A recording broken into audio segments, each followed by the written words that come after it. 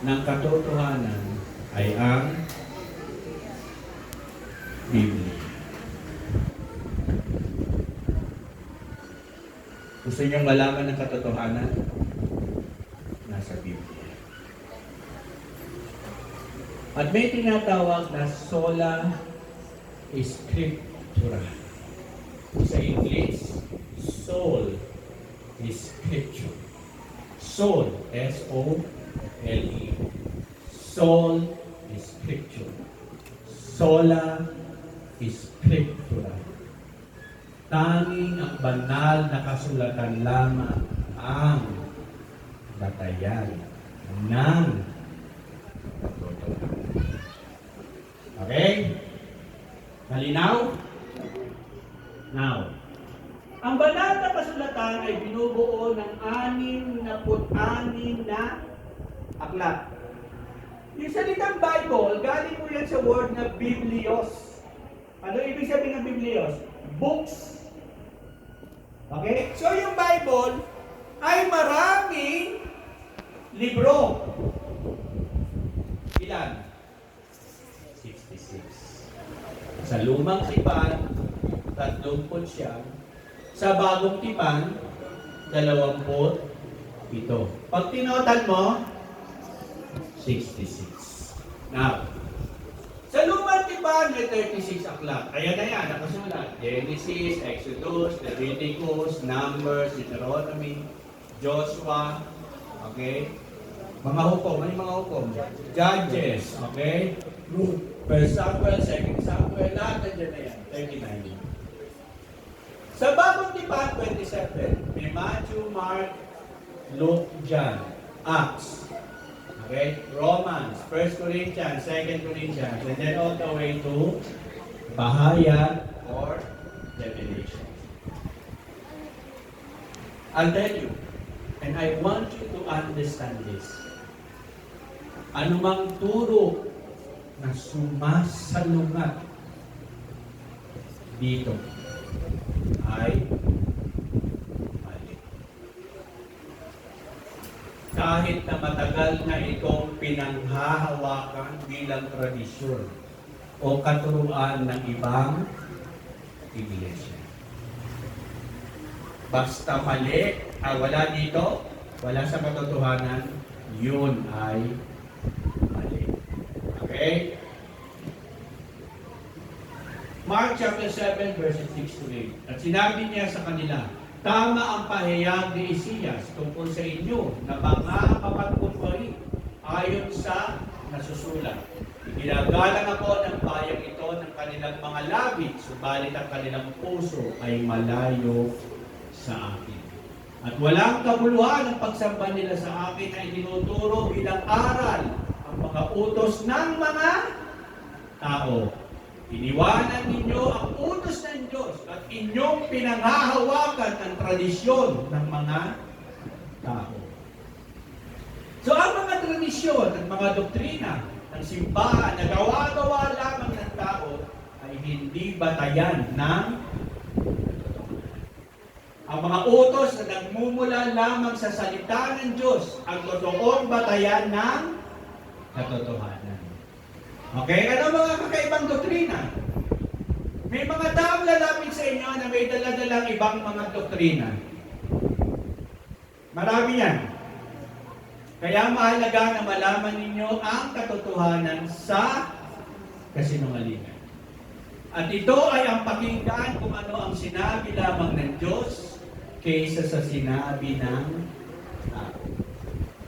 May dalawang simpleng paraan para malaman ang sinabi ng Diyos sa sinabi ng tao at ang mga ito ay, okay? Kasi ang tanong, paano mo malalaman ang katotohanan laban sa kasinungalingan? Tama? Ano?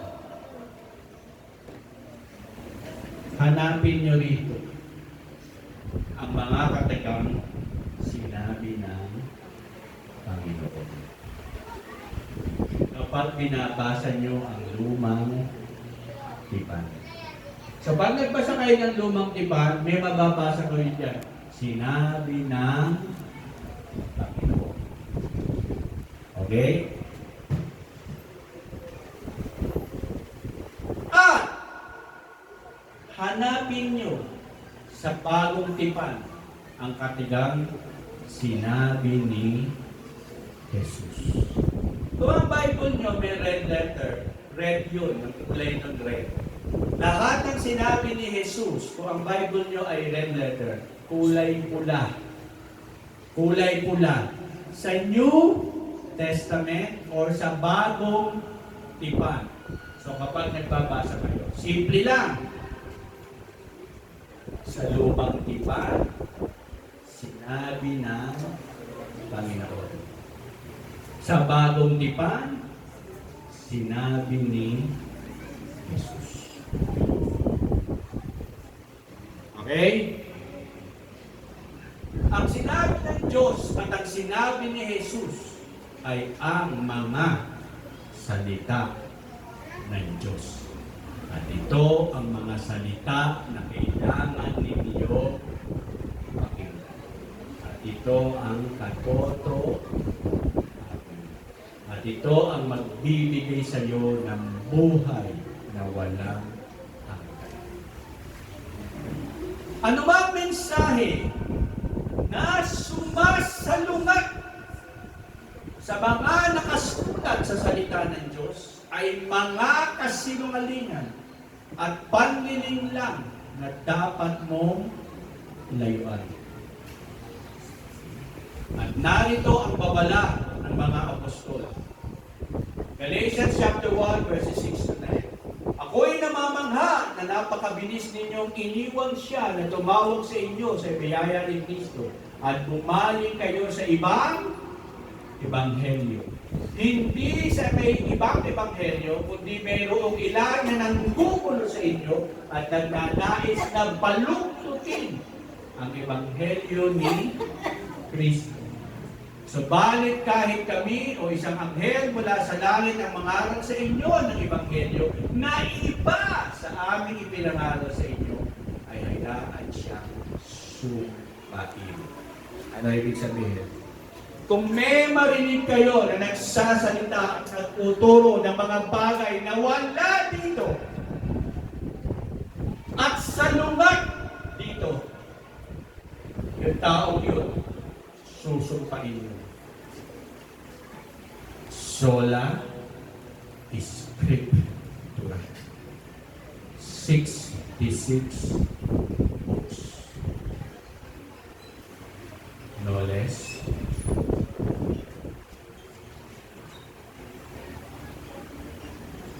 Any other books is not of authority. That can be considered word of God. Am I clear? Yes.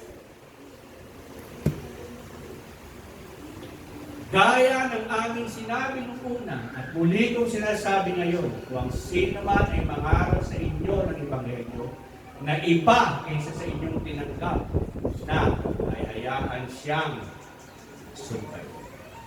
Mga minamahal, sabi sa Jude, samantalang ako'y lubusan nagsisikap sa sumulat sa inyo tungkol sa ating isang kaligtasan.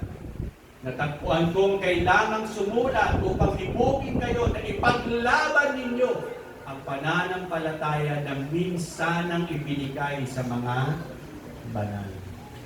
Okay. At sinabi ni Jesus, ang aking salita ay katotohanan. Ang salita ni Jesus ay malinaw na naisulat sa Biblia.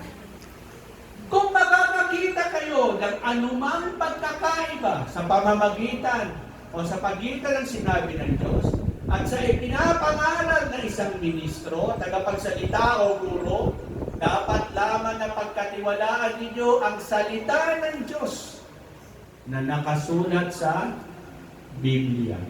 At iyan ang magliligtas sa iyo. Halimbawa, sa pumutos ng Diyos, sa pumutos, ano sasabihin niya ng mga iba na tutulong sa labas? Ano sinasabi? Wala na siyang pumutos, di ba? Nalalandag yung pantalon. Wala na yung 10 utos, di ba? Pagpasensyahan niyo ako, may hawak akong Bible dito. 10 Commandments nasaan? Exodus 20. Exodus 20. Diba? Ano yung nangyari doon? Merong second giving of the law. Deuteronomy chapter 5. Tama? Ano na sabihin nila sa'yo?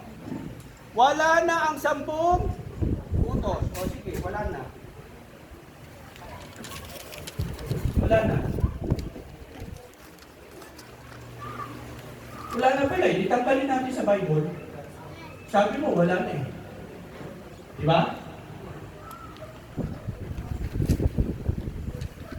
Kung may magsasabi sa inyo na inalis na ng Diyos at binago na niya ang kanyang 10 utos, na siya mismo ang sumulat sa bato gamit ang kanyang daliri. At sinasabi nila na ang kanyang mga utosan ay hindi na ipinapatupad sa bagong tipan, may obligasyon kayo ngayon sa sarili mo na suriin at alamin kung sino ba talaga ang nagsasabi ng dahil maaaring sabihin ng isang ministro na ang 10 utos ng Diyos ay tinanggal na at hindi na ito kailangan pang sundin ng mga Kristiyano sa bagong tipan. Ito naman ang sinabi ng Diyos, Kawikaan 4:4. Tinuruan niya ako at sa akin ay nagwika, panghawakan ng inyong puso ang aking mga salita. Tuparin mo ang aking mga utos at mabubuhay. Kung ako inyong minamahal, ay tutuparin ninyo ang aking mga utos. Sapagkat ito ang pag-ibig sa Diyos na ating tuparin ang kanyang mga utos at ang kanyang mga utos ay hindi pabigat. Sino ba dapat ang paniwalaan? Ang ministro na nagsasabi ng mga utos ng Diyos ay tinanggal na? O ang mismo mga salita ng Diyos nagsasabi umiiral pa ang mga kautusan ng Diyos? Araw ng Sabat. Diba? Ang sabi nila, alalahanin mo ang araw ng Sabat sa pamamagitan ng pagpapanatili nitong banal. Hindi lang weekly ang Sabat, di ba? Ano pa? Taunan. Annual, di ba? Saan nakasulat? Exodus 20, verse 8. Weekly Sabat. Annual Sabat, saan? Leviticus 23. Sabi ng iba, wala na yan.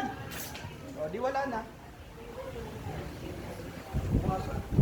Wala na, di tanggalin natin dito. Wala na pala eh. Di ba? Sabi ng iba, wala na. Ang wala eh.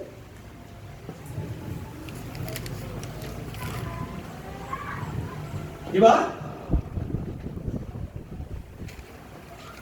Napakaraming iglesia, pastor, ministro, ang nangangaral ng Sabat ay hindi na raw kailangan sundin ng mga Kristiyano. Ang tanong na dapat ninyong itanong sa inyong mga sarili, sino ba ang nagsabi? Sinabi ba ng Diyos o sinabi lamang ito ng tao? Dahil wala sa anumang pahina ng bagong tipan ang mababasa ng ika-4 na utos ng Diyos ay patungkol sa araw ng Sabat na ito ay tinanggal na. Kaya kung hindi malinaw na sinabi ito ng Diyos na binago na niya ay ika-4 na utos, bakit naman natin ito paniniwalaan? Di ba? So sino ang paniniwalaan natin ngayon? Ang Biblia kung saan nakasulat ang salita ng Diyos o ang mga ministro na sasabing sila rin mga lingkod ng Diyos. Pangatlo, ano pa? Pagkain malinis at marumi.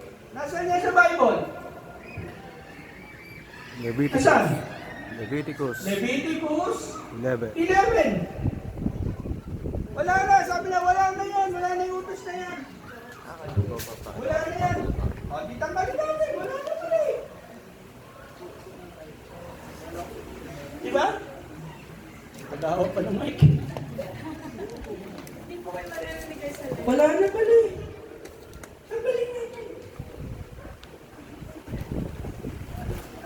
Di ba?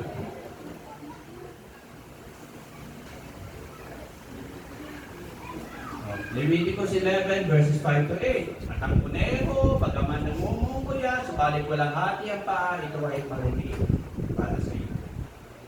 Ang sarap daw ng rabbit meat, parang manok, pero bawal yan. At ang liebre, bagaman ngumunguya, subalit walang hati ang paa, ito ay marumi para sa iyo. At ang baboy! Ang baboy! Bagaman may hati ang paa at biyak, subalit hindi ngumuya. Bakit? Umangasap. Ito ay marumi para. Huwag ninyong kakainin ang kanilang laman at huwag ninyong hihipuin ang kanilang mga bangkay. Ang mga iyon ay marumi para sa inyo. Kung sasabihin sa inyo ng tao na ang kautusan tungkol sa pagkain malinis at marumi ay lipas na, tanungin niyo sila kung sino ang nagsabi niyo. Ang Diyos ba o ang tao? Kapag may magsasabi sa inyo na may dalang mga doktrina at mga katuruan na naiiba sa nakasulat sa Biblia, ang daan lagi kung ano ang nangyari sa lingkod ng Diyos sa binasa nating istorya. Panlilinlang sa mga hinirang. Nagbigay si Jesus ng isang propesiya tungkol sa mga huling araw kung saan magkakaroon ng higit na panlilinlang sa mundo. Sinabi pa ni Jesus na malilinlang pati na ang mga hinirang. Kaya kapag sinabi sa inyo ng tao na narito si Jesus, huwag niyo silang paniwalaan. Eh meron nga din sa Davao, di ba? Siya daw yung appointed son of God. Pero ngayon, nagtatago siya. Eh kung ano ba ni Diyos, bakit mo kailangan magtago? Paano naman kayo makakatakas mula sa mga panlililang? Ang pinakasimpleng sagot ay nasa salita ng Diyos. Basahin mo.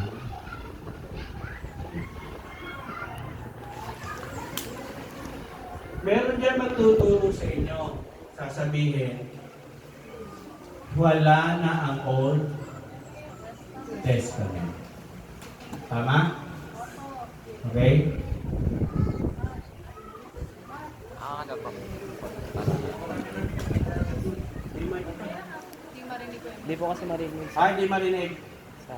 Ano na sabihin nila sa inyo? Wala na Old Testament. Nandiyan lang.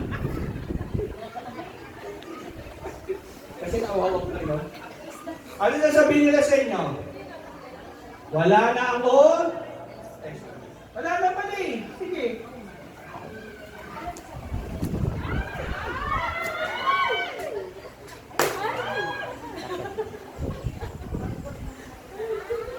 Wala nang Old? Itapon natin. Dito na lang ako sa bagay dito. Marami nagtuturo niyan. Pakikinggan niyo ba sila? Bakit? Kung kayo ay tunay na Kristiyano, ang Biblia ninyo ay buo. Amen.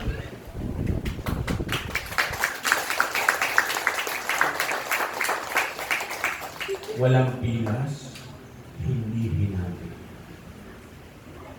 Pag kumausap kayo ng mga sinasabi nilang mga nagbagong Kristiyano sila, bagong panganak, sasabihin nila, wala nang Old Testament, New Testament. Nasa panahon tayo ni Jesus at ng Espiritu Santo dahil mahigpit ang Diyos Ama ng Old Testament. Ganyan sasabihin nila sa inyo. Totoo? Diba? Ganyan sinasabi. Tapon mo yung Old. Sige.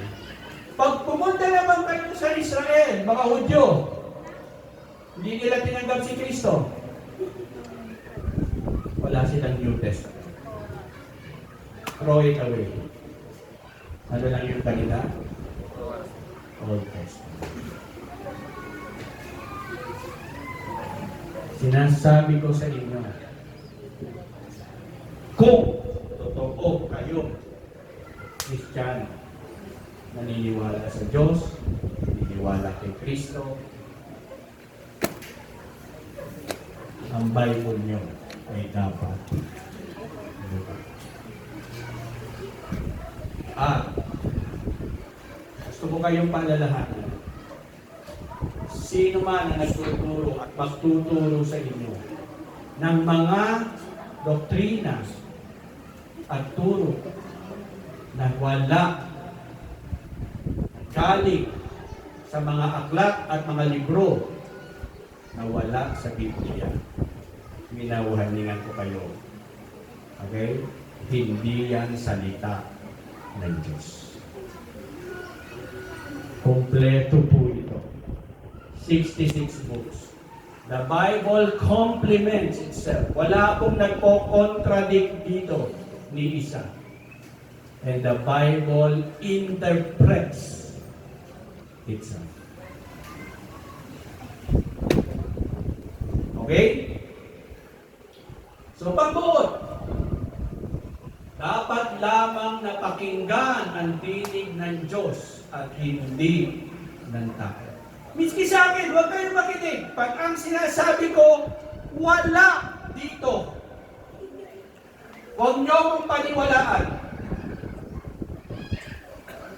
Pag may nagsalita sa inyo, at ako nagsalita, o ba naman, saan ang dali na sinabi mo? Pag hindi ko sa inyong napakita sa Bible, huwag niyo akong paniwalaan o huwag niyong paniwalaan ang pinagsasabi ko.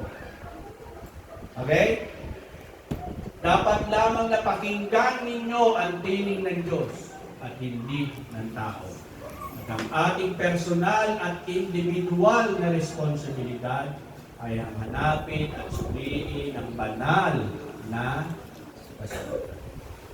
So tulad na sinabi ni Pablo sa 1 Thessalonians chapter 5 verse 21, subukin ninyo ang lahat ng mga bagay at panghawakan ninyo ang mabuti. Prove all things and hold on to those that is good. When you already found out the truth and what is good, hold on to it. Hold on to it. Do not just pass by. You hold on to it. Because that's the truth. Hindi dinaanan mo lang, okay, want to learn more, another things to prove, everything, and then everything. Now, umiikot ka lang ng umiikot, and then wala kang pinanghihawakang matibay na pananampalataya mo. Walang mangyayari sa iyo. Pag ganyan. So, sa alang-alang din natin na ginawa ng mga taga-Berea, o Bereans, dahil sinuri pa rin nila ang mga pinangaral ni Apostol Pablo at kanila itong ipinumpara sa banal na kasulatan. Ngayon, ang mga ito ay higit na mararangal kaysa mga taga-Thessalonica sapagkat tinanggap nila ang salita ng buong pananabik na. Sinisiyasat araw-araw ang mga kasulatan kung tunay na ang mga bagay na ito. Kaya marami sa kanila ang nanampalataya. Kasama ang maraming babaeng Griego at mga pangunahing lalaki. So kung nalinlang ka na isang tao na suwayin ang kautusan ng Diyos, walang ibang ibig sisihin kundi ang iyong sarili. Kaya maging alerto lagi dahil ang inyong kaaway ay tulad ng isang leon na naghahanap ng kung sinong magbibigtimay. Naalala nyo yung propeta? Sino ang pumatay sa kanya? Leon. Leon ba? Hindi. Leon. Okay? So maging alerto, maging tapat, at maging totoo sa Diyos. Siya lamang ang dapat ninyong pinapakinggan at susunod. Marami pong salamat.